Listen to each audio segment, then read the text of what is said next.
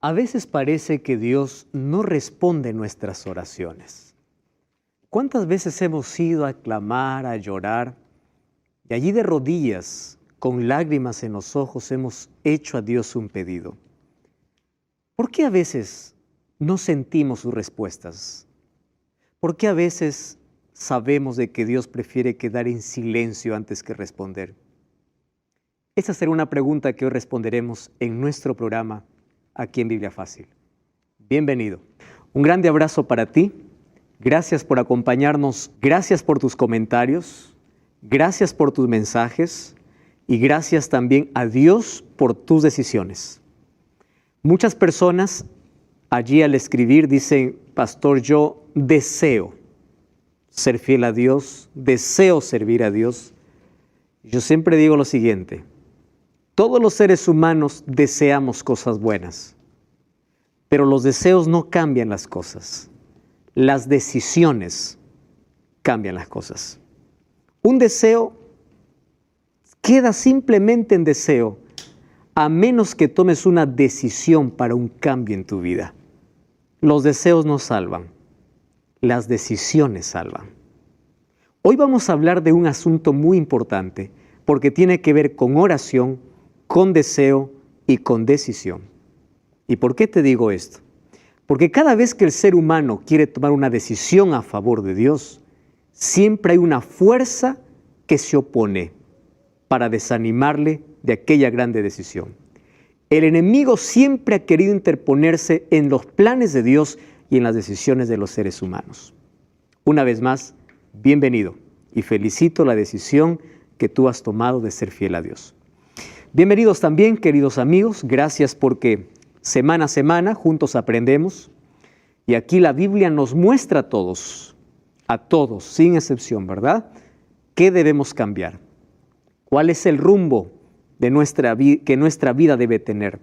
¿Qué decisiones deberíamos tomar? Hoy vamos a hablar acerca de una visión muy importante. Daniel en el río Tigris. Recordarles solamente que Daniel, a estas alturas, cuando él está escribiendo ya el capítulo 10, ya tiene 90 años de edad. Está en la parte final de su vida. Toda su vida fue fiel a Dios. Y la fidelidad, ¿por dónde comienza? Por una decisión. Yo comencé hoy el programa diciendo: los deseos no cambian las cosas. Todo el mundo desea, pero solo alcanzan aquellos que deciden. Y esto aplíquenlo para cualquier área de la vida. Tú puedes desear ser un buen esposo, una buena esposa, desear ser un buen hijo, desear ser un buen cristiano, pero el deseo no cambia, a menos que tomes una decisión firme. Y esa decisión siempre tiene un comienzo. Y hoy queremos tomar una decisión a favor de Jesús, a través de esta profecía de Daniel capítulo 10. Y por eso, para poder leer este capítulo, como siempre, del capítulo anterior, en Daniel capítulo 8 resolvimos la profecía más larga de toda la Biblia. 2300 tardes y mañanas. Las 2300 tardes y mañanas comenzaron con un decreto para restaurar Jerusalén en el año 457. Esas 2300 tardes y mañanas tenían varios periodos, de los cuales 490 fueron para el pueblo de Israel, o solo para el pueblo judío, y ese periodo se subdividía en 3 otros periodos: 7 años o 7 semanas, que representaría el fin de la restauración de los muros de Jerusalén. 62 semanas hasta el ungimiento del Mesías. Ese ungimiento representaba el bautismo de Jesús. Solo que el año 27, que fue el año del bautismo de Jesús, daría inicio a la última semana. En esa última semana se haría cesar el continuo sacrificio. Es decir, acabaría el sacrificio de animales, porque el verdadero Cordero moría en nuestro lugar. Eso sucedió en el año 31, y en el año 34, con la muerte de Esteban, acaba de Israel de ser el pueblo exclusivo para tener la salvación. Ahora la salvación, el evangelio pasa a los gentiles. Dios levanta a un hombre llamado Saulo como el apóstol de los gentiles. Entonces, si nosotros restamos ese tiempo de las 2300 tardes y mañanas, menos los 490 años que termina el año 34, nos faltarían 1810 años para completar las 2300 tardes y mañanas. Si hacemos la suma, esto nos lleva a 1844. Les conté acerca del movimiento que se levantó en este planeta, en nuestra Tierra, no solo como resultado de Daniel 8:14, sino de Apocalipsis capítulo 10. Solo que con una interpretación equivocada. Ellos creían que la purificación del santuario se refería a la tierra. Ahora les pregunto, ¿ellos estaban con la fecha equivocada? No. Ellos tenían la fecha correcta, pero el evento estaba equivocado. ¿Por qué el evento? Porque en 1844 Jesús no vendría a la tierra, sino Jesús asumiría una nueva función, que es la función de purificar el santuario y de ser nuestro abogado como sumo sacerdote, y desde allí nosotros vivimos un juicio, cual se llama el juicio investigador. Ahora fíjense lo que dice el libro de Apocalipsis capítulo 14. Podemos abrir la Biblia. Apocalipsis capítulo 14. Porque esta es una revelación tan importante, hablando acerca del pueblo de Dios en el tiempo del fin. Vamos a leer en el versículo 6, o desde el versículo 6 en adelante. Dice así: en medio del cielo vi volar a otro ángel.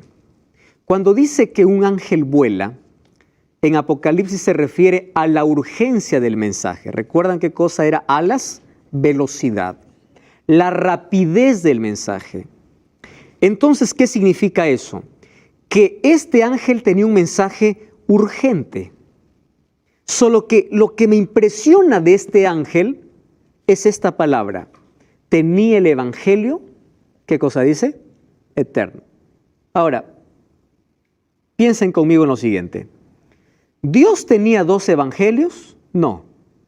Hay algunos que dicen, no, en el Antiguo Testamento se salvaba de una manera, ahora estamos en el Nuevo Testamento, en otra era. El evangelio es eterno. La salvación siempre fue por gracia. Los judíos intentaron en un momento de su existencia alcanzar la salvación por la ley, que se volvieron legalistas. Es por eso que Jesús advirtió y vino para enseñar cómo debe guardarse la ley. Aquel que piensa que es salvo por la ley está perdido. Porque la obediencia a la ley no da salvación. La obediencia a la ley, ¿qué cosa es? El resultado, no la causa. ¿Correcto? Entonces, el evangelio es eterno, el evangelio es uno solo. No existen dos evangelios. La salvación es por gracia y el fruto de esa gracia es obediencia, es la fe. Efesios 2:8 dice, porque por gracia sois salvos por medio de la fe. ¿Qué significa eso? ¿Qué significa fe? Ah, no, pastor, fe es creer en Dios. ¿Están de acuerdo con eso, sí o no? Santiago 2:19 dice, el diablo también cree y tiembla. Quiere decir que el diablo se salva. La fe va más allá de una creencia. Porque si la fe solamente fuera decir, yo creo que Dios existe, Santiago 2:19 dice, el diablo también cree. La fe me lleva a más allá de creer. La fe me lleva a una confianza absoluta en la Biblia. Y la fe me lleva como consecuencia a la obediencia. ¿A quién se le llama padre de la fe? Abraham. ¿Se acuerdan de Abraham? El padre de la fe. Amigo de Dios. El hombre de fe, el padre de la fe, ¿qué cosa me enseña? A obedecer. ¿Recuerdan qué le pidió Dios a Abraham? Que le ofrezca a su hijo. ¿Lo dio o no? Sí. Por fe. La obediencia está ligada ¿a qué? A la fe. Pero la obediencia es el resultado. ¿Correcto? No la causa. ¿Quién es el único Salvador? Cristo. Muy bien. El Evangelio es eterno. Para predicar a los habitantes de toda la tierra, toda nación, tribu, lengua y pueblo. Y decía a gran voz, ¿qué cosa decía? Temed a Dios y dadle gloria, porque la hora de su juicio, ¿qué cosa? Llegó. ¿De qué momento está hablando? De este juicio investigador. Ha llegado. ¿En qué momento se coloca Apocalipsis 14? Después de Apocalipsis 10. ¿Saben qué cosa sucedió en Apocalipsis 10, verdad? El librito dulce y amargo, ¿se acuerdan? Después entonces, Dios levantaría un movimiento para el tiempo del fin, para que diga, ahora ya no esperamos la hora de su juicio, sino que ya llegó. Ya estamos viviendo en la hora del juicio. Ahora tú empiezas a revisar qué iglesia habla del juicio. La hora de su juicio ha llegado. ¿Y qué más dice? Adorad a aquel que hizo el cielo, la tierra, el mar y las fuentes de las aguas. ¿No les hace recordar este texto a otro? Vamos a Éxodo capítulo 20, sin perder Apocalipsis 14. Éxodo capítulo 20, versículo 8. Éxodo capítulo 20, versículo 8. Miren lo que dice. Acuérdate del sábado para santificarlo. 6 días trabajarás y harás toda tu obra. El séptimo día reposo para Jehová tu Dios. No hagas en él obra alguna, tú, ni tu hijo, ni tu hija, ni tu sierva, ni tu criado, ni tu bestia, ni el extranjero que está entre tus puertas. Versículo 11, ¿qué dice? Porque en 6 días hizo Jehová los cielos y la tierra, el mar y todo lo que en ellos hay. A ver, vamos nuevamente a Apocalipsis capítulo 14, versículo 6. O que versículo 7. ¿Qué cosa dice? Adorad a aquel que hizo el cielo, la tierra, el mar y las fuentes de las aguas. ¿De dónde está tomando este texto? De Éxodo 20. Ahora ustedes entienden por qué el sábado no tiene que ver con otra cosa sino con adoración. Quiere decir, el pueblo de Dios que levantaría en 1844 tendría este mensaje. Su juicio llegó. ¿Cuál es el otro mensaje? Adora a Dios como Él quiere. Aquel que dice yo soy salvo por gracia, amén, aleluya. La gracia tiene que llevar a una adoración correcta. Porque esto es Biblia, eso dice la Biblia. ¿Y qué más dice este pueblo? Otro ángel le siguió diciendo, ha caído la Babilonia. ¿Qué cosa es Babilonia? La confusión, la mezcla de tantas creencias y religiones, etcétera, etcétera. Versículo 9. Si alguno adora a la bestia a su imagen y recibe la marca en su frente, en su mano, también beberá del vino de la ira de Dios. Versículo 12, miren lo que dice. Hablando de ese pueblo, aquí está la paciencia o perseverancia de los santos, los que guardan los mandamientos de Dios y la fe de Jesús. ¿Está claro acerca del movimiento del pueblo que Dios levantó después de 1844? Con un mensaje profético. Apocalipsis 14. Ese es el Evangelio eterno. Muy bien. Ahora fíjense lo que ocurre. Daniel capítulo 10. Vamos a Daniel ahora. Porque ahora vamos a encontrar una visión interesante en Daniel capítulo 10, versículo 1 al 3. Allí dice así. Era en el 3er año de Ciro, rey de Persia, que fue revelada palabra a Daniel. Me encanta cómo Daniel aquí empieza a dialogar con su lector y dice, ese Daniel es llamado Belsasar. ¿Es que le gustaba el nombre Belsasar? No. Yo le voy a explicar por qué escribió así Daniel. Dios lo inspiró para que escriba así. ¿Saben por qué? Porque hay algunos hoy que se levantan y dicen, no, el Daniel de las profecías no es el mismo Daniel de la historia. Ustedes ya saben que hay muchos que se levantaron diciendo, las profecías alguien lo añadió. Daniel no pudo escribir eso. Y aquí Daniel es claro en decir, a ver, vamos poniendo en claro las cosas. Yo soy el mismo Daniel del capítulo 1. ¿Está bien? No es otro. Al que lo llamaron Belsasar, ese soy. Y yo estoy escribiendo, solo que ahora estoy al final de mis días. La palabra es verdadera y ¿qué más dice? El conflicto es grande.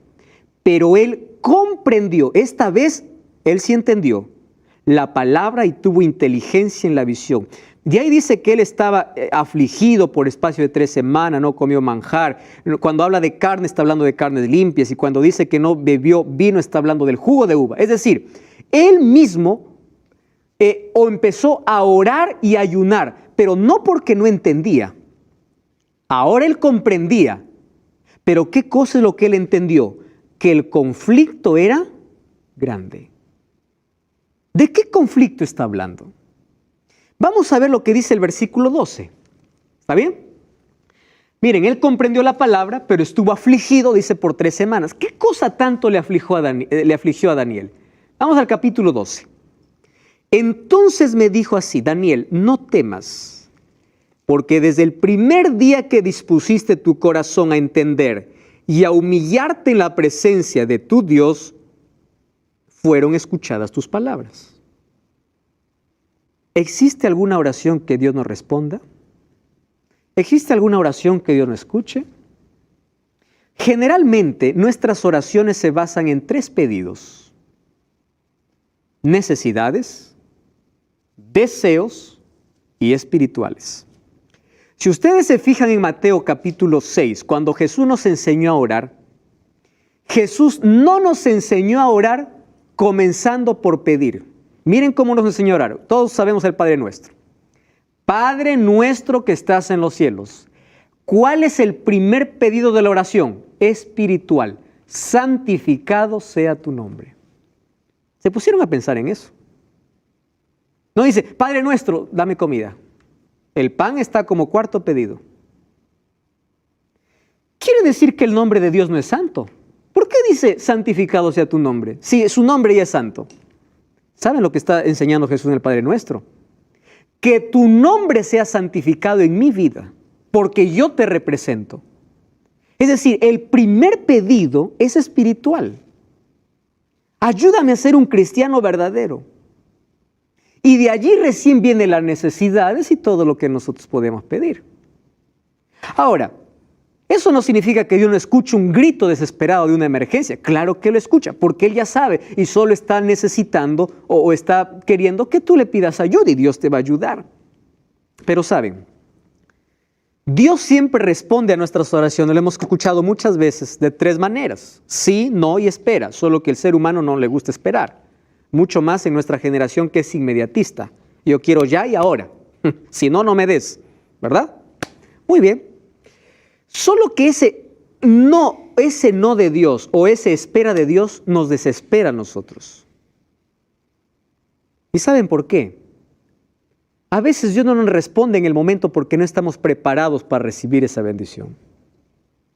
Otras veces Dios nos va a decir que no porque no nos conviene, aunque para nosotros sea lo mejor. Dios, que conoce el futuro, te dice no te conviene.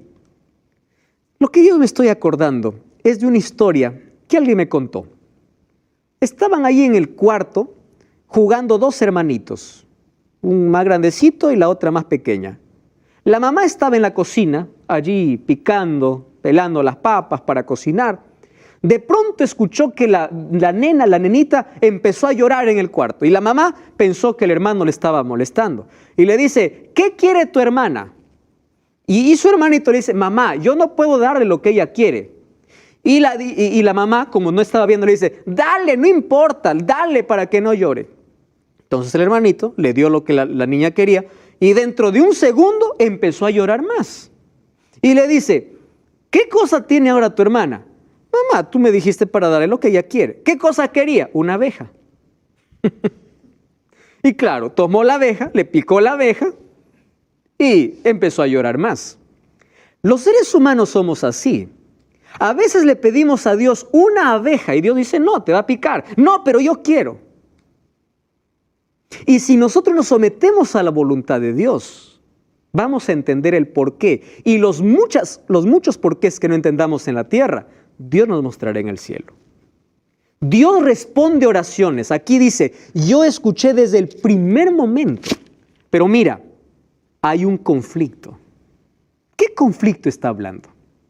Vamos a ver Efesios capítulo 6, versículo 12. Me encanta este texto. Efesios capítulo 6. No pierdan Daniel. Efesios capítulo 6, versículo 12. Este texto me habla de una realidad que ustedes y yo vivimos todos los días. Efesios capítulo 6. Dice así: por tanto, no tenemos lucha contra sangre y carne, sino contra principados, potestades, gobernadores de tinieblas de este mundo, huestes espirituales de maldad en las regiones celestes. Por tanto, tomad la armadura de Dios para que resistas en el día malo. Y cuando resistes el día malo, no tires la toalla. Tienes que estar firme. Quiere decir, cuando tú tienes una victoria, dices, ¡ah, amén, victoria! Ten cuidado porque ahí puedes caer. ¿De qué está hablando entonces Daniel capítulo 10? Dice, había un grande conflicto. ¿De qué tipo de conflicto está hablando? ¿O qué tipo de conflicto es? Un conflicto espiritual. ¿Y de qué se trataba ese conflicto? Y miren lo que dice el versículo 13. El príncipe del reino de Persia se me opuso durante 21 días, pero Miguel, uno de los principales, vino para ayudarme y quedé allí con los reyes de Persia. He venido para hacerte saber lo que ha de sucederle a tu pueblo en los últimos días, porque la visión es para esos días. Wow, aquí me presenta ya no dos bestias, ¿verdad? Me presenta dos nombres. ¿Qué nombre me presenta? Rey de Persia. ¿Y qué más me presenta? A Miguel. Para entender quién es el rey de Persia, yo tengo que entender primero quién es Miguel. ¿Correcto? Vamos a ver, porque ¿de qué trata este conflicto? ¿Quién es Miguel? Vamos a Daniel capítulo 10, versículo 21. Dice el versículo 21. Yo te declararé lo que está escrito en el libro de la verdad. Nadie me ayuda contra ellos sino Miguel vuestro príncipe. Como que se nombra aquí a Miguel como un príncipe. Muy bien, vamos al siguiente texto. Daniel capítulo 12, versículo 1. Dice así: en aquel tiempo se levantará Miguel, una vez más, el gran príncipe que está de parte de los hijos de tu pueblo. Wow. Aquí se presenta a Miguel como ¿qué? Como libertador. ¿Está bien? Miguel es un libertador. ¿Qué cosa más? Vamos a Apocalipsis capítulo 12. Aquí nos esclarece más. Apocalipsis capítulo 12, versículo 7. 12:7 dice: entonces hubo una guerra en el cielo. Miguel, wow, aquí aparece el nombre otra vez. Miguel y sus ángeles luchaban contra el dragón, y luchaba el dragón y sus ángeles, pero no prevalecieron, ni se halló lugar para ellos en el cielo, y fue lanzado afuera el dragón, serpiente antigua, diablo y Satanás. ¿Quién es Miguel entonces? Cristo. El príncipe que está de parte de tu pueblo. La pregunta es, ¿por qué toma un nombre humano? ¿Ustedes saben qué significa Miguel? ¿Quién como Dios? Ahora fíjense, Miguel es el título de Cristo cada vez que entra en conflicto para defender a sus hijos. ¿Ustedes recuerdan que en Apocalipsis Jesús es comparado como el león de la tribu de Judá? Como el cordero. ¿Como qué más comparado Jesús? Como el camino, como el verdad, como la vida, como la vid, como qué más, como el agua de vida, como el pan de vida, como la puerta, como el buen pastor. ¿Recuerdan todos los nombres para Jesús? Ya descubrimos quién es Miguel, ¿verdad? Miguel es el título, es el nombre que asume Cristo cada vez que está para defender a su pueblo. ¿Por qué en el capítulo 12 de Daniel dice, en aquel tiempo se levantará Miguel? Porque el capítulo 11 habla del cuerno pequeño en guerra contra el pueblo de Dios. Entonces, si hay una guerra de un poder, aquí se levanta Miguel como defensor. Es decir, la batalla no ha sido con ellos, la batalla ha sido conmigo. Y yo los voy a defender. ¡Qué maravilla! Ahora, ¿quién es el rey de Persia? Si Miguel es Cristo, quiere decir que Cristo tiene que luchar con otro poder. Ojo, que la lucha no es con ángeles, es con Cristo mismo. ¿Quién está hablando con Daniel? Gabriel. Y Gabriel dice, mira, 21 días, ¿recuerdan ahí el texto? Versículo 13, el príncipe del rey de Persia se me puso durante 21 días, pero Miguel vino para ayudarme. Quiere decir que quien estaba peleando con el ángel no era otro ángel. ¿Quién era? Satanás. Tanto así que él necesitó que venga Miguel, el príncipe de los cielos. Ahora, fíjense, Satanás aquí se representa como el rey de Persia. ¿Cómo poder entender este asunto, no? Muy bien. Ustedes sabían que no es la única referencia en la Biblia donde se usa un nombre de una persona para hacer referencia a Satanás. No es este el único nombre. Vamos a Ezequiel capítulo 28, versículo 11.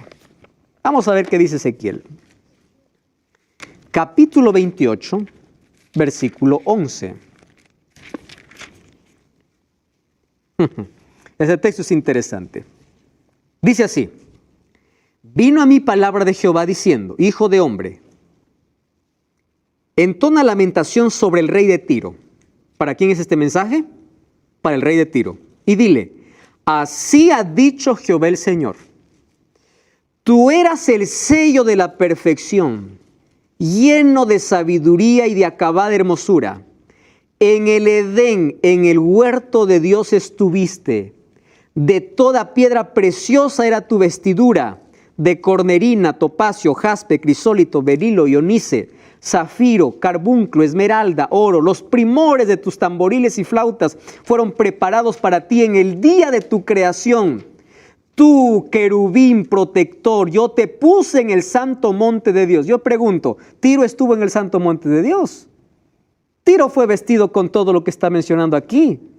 ¿Tiro existía cuando estaba creando allí en el Edén o antes de la creación del Edén? Claro que no. Pero toma el nombre del rey Tiro para hablar ¿de quién? De Satanás. De la caída de este querubín. De paso, Tiro nunca fue un querubín. Tú, querubín protector. Entonces, aquí está solo tomando el título del rey de Persia. ¿Por qué? Porque Daniel está viviendo en esos días.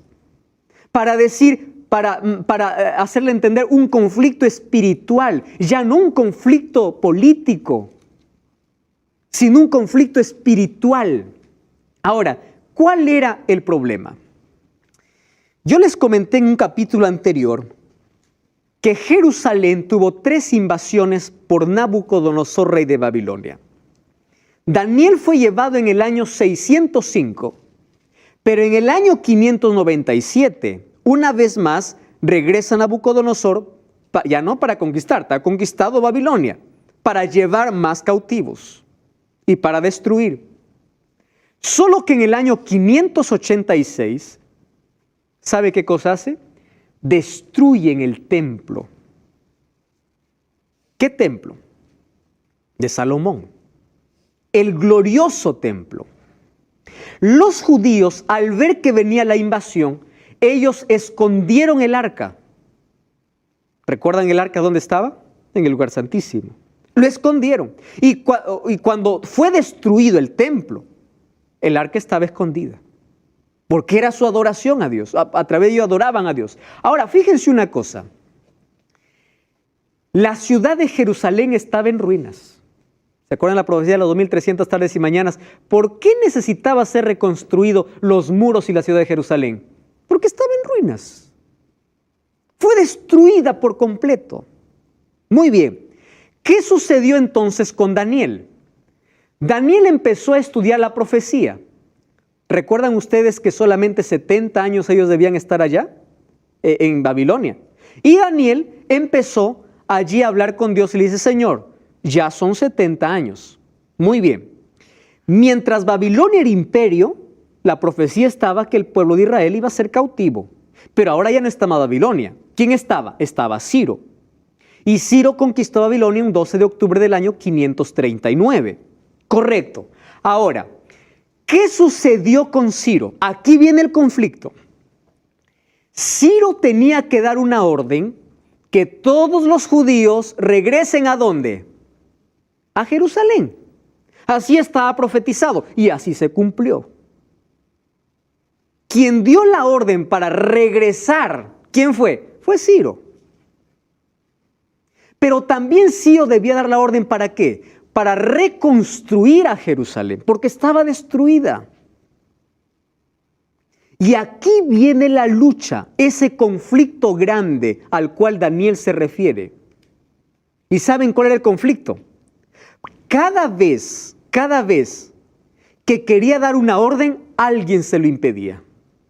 Es por eso que demoró. Recuerdan ustedes, después de 3 órdenes de región se reconstruyó el muro de Jerusalén con Artajerjes en el año 457. Ahora, ¿quién impedía esa orden? El diablo. ¿Por qué impedía el diablo esa orden? ¿Porque no quería que regresen? No. Miren, ve. Porque Satanás sabía que si los israelitas regresaban a Jerusalén, ¿qué cosa era lo primero que tenían que hacer? Tenían que reconstruir, ¿qué cosa? Su templo. Porque Jerusalén era el templo era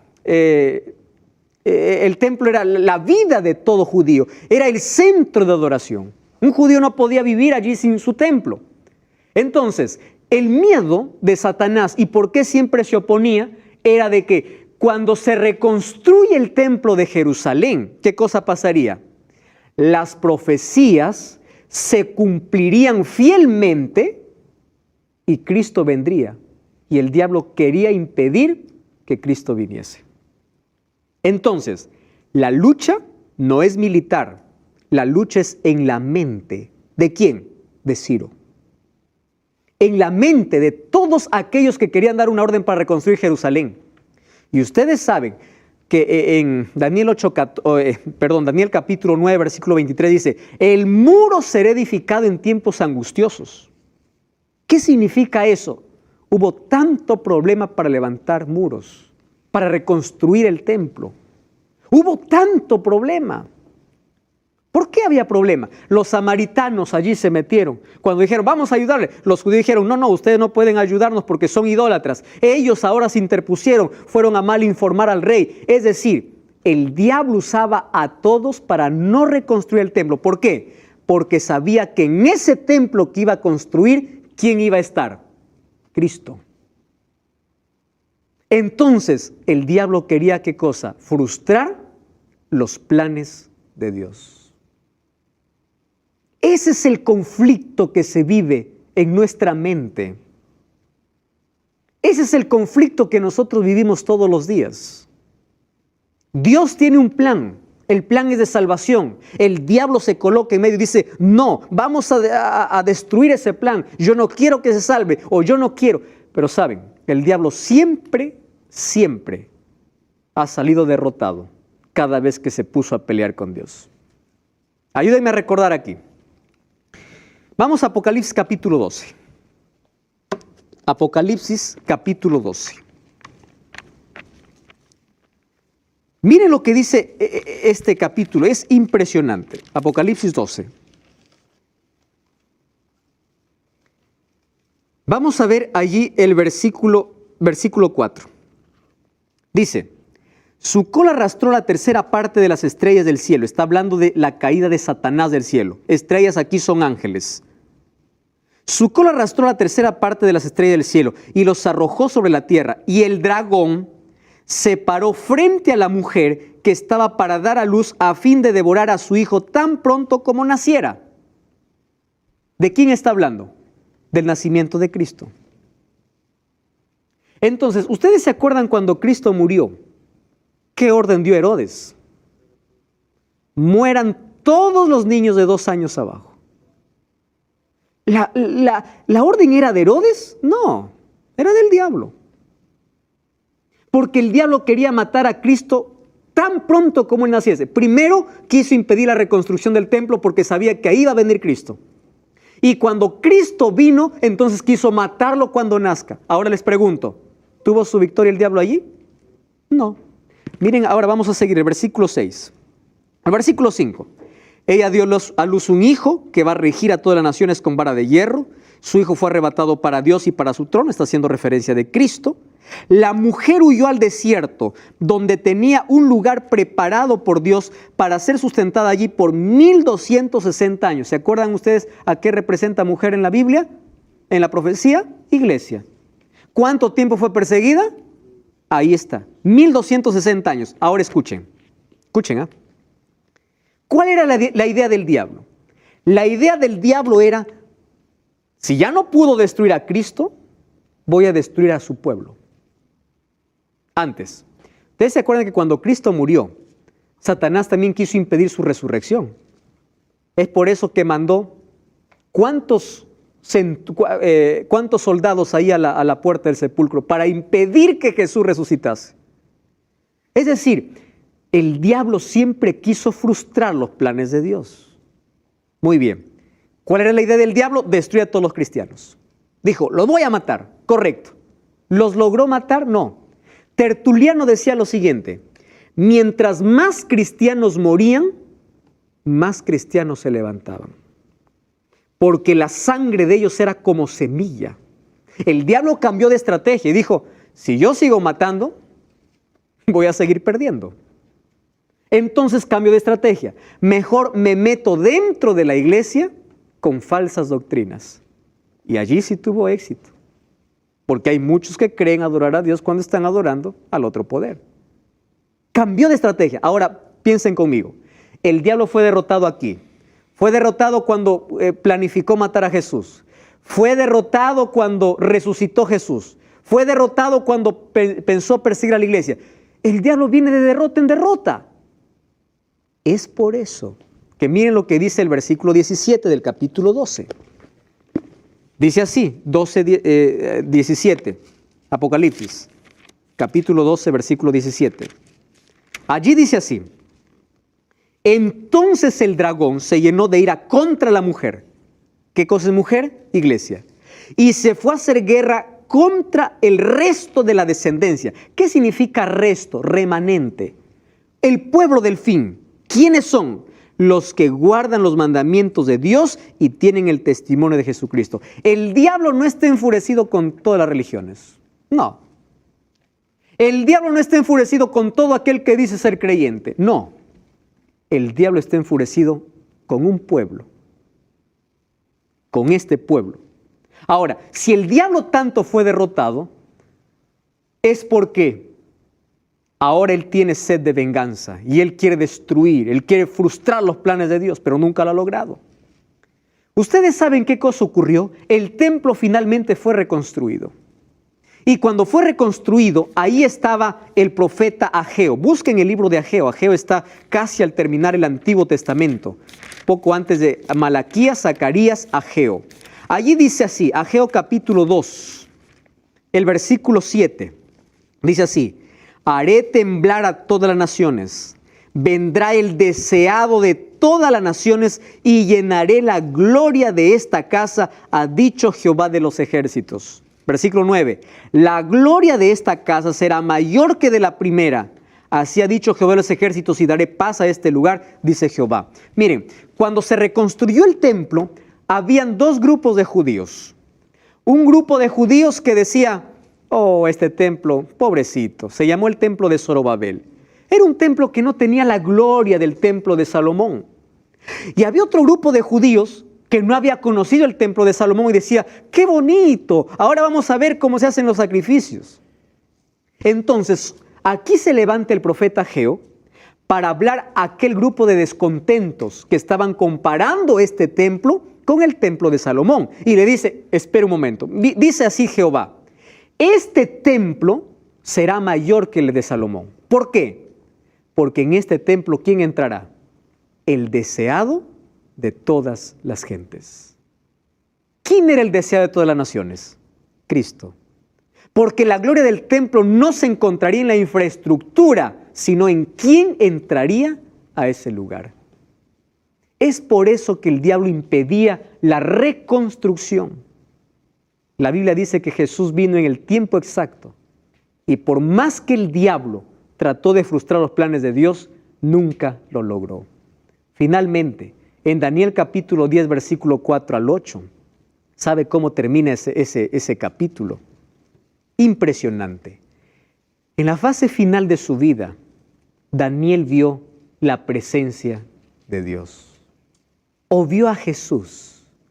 Dice que allí vio a un hombre vestido de lino, con sus hombros ceñidos de oro, sus ojos como antorchas de fuego, sus pies como de bronce, su voz como estruendo de muchas aguas. ¿A quién vio al final de sus días? A Cristo.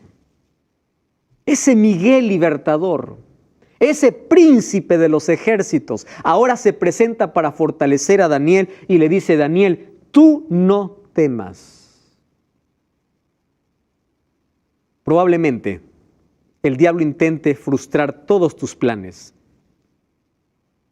o los planes que Dios tenga para ti.